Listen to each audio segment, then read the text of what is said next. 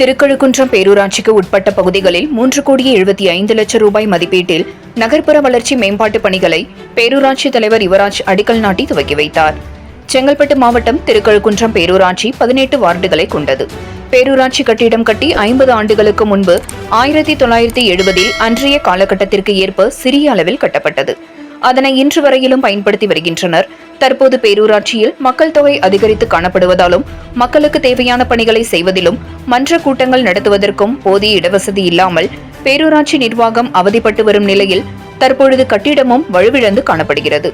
எனவே புதிய பேரூராட்சி அலுவலக கட்டிடம் கட்டுவதற்கு 2024-25 நிதியாண்டில் மூலதன மானியம் திட்டத்தின் கீழ் 1,27,00,000 ரூபாய் நிதி ஒதுக்கப்பட்டு பேரூராட்சி தலைவர் யுவராஜ் தலைமையில் கட்டிடம் கட்டுவதற்கான பூமி பூஜை போடப்பட்டது. இந்நிகழ்ச்சியில் சிறப்பு அழைப்பாளராக முன்னாள் சட்டமன்ற உறுப்பினரும் திமுக ஒன்றிய செயலாளருமான தமிழ்மணி கலந்து கொண்டு பேரூராட்சி அலுவலகம் கட்டுவதற்கான அடிக்கல் நாட்டி பணியினை துவக்கி வைத்தார்.